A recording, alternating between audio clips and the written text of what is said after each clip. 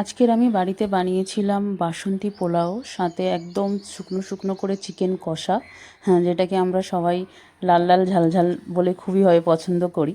তো বাসন্তী পোলাওর যে রেসিপিটা, সেটা আমি এর আগেও শেয়ার করেছি, আবার শেয়ার করছি। চালটা কিছুক্ষণ ভিজে রাখার পর খুব ভালোভাবে চাল থেকে জলটাকে শুকিয়ে নিয়েছি।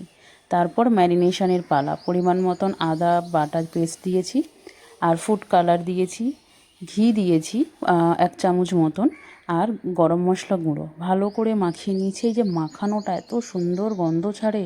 কিছুক্ষণ রাখার পর কড়াইতে ঘি দিয়ে কাজু আর কিশমিশটাকে ভালো করে ভেজে নিচ্ছি। এটা কিছুক্ষণ আমি জলেতে ভিজিয়েও রেখেছি, দিয়ে খুব সুন্দর করে এটাকে ভেজে নিচ্ছি। ভেজে নেওয়ার পর এটাকে সাইডে রেখে দিয়ে আবার কড়াইতে ঘি দিয়ে আমি এখানে কিছুটা তেজপাতা আর গোটা গরম মশলা ফোড়নে দিয়েছি। গোটা গরম মশলা যেরকম থাকে, এলাচ, দারচিনি, লবঙ্গ দিয়ে কিছুক্ষণ ভেজে নেওয়ার পর আমি যে ম্যারিনেশন করে পোলাও চালটা রেখেছিলাম বাসন্তী পোলাওর, সেই যে গোবিন্দভোগ চালটা, সেটাকে আমি এরপর দিয়ে দিলাম।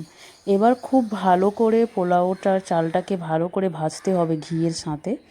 গ্যাসের এটা মিডিয়াম রেখে সুন্দর করে এটা ভাজতে হবে। একটা সুন্দর গন্ধ ছাড়বে, ভাজা ভাজা মতন হবে। মোটামুটি ওই 15 মিনিট মতন ভাজতে হবে।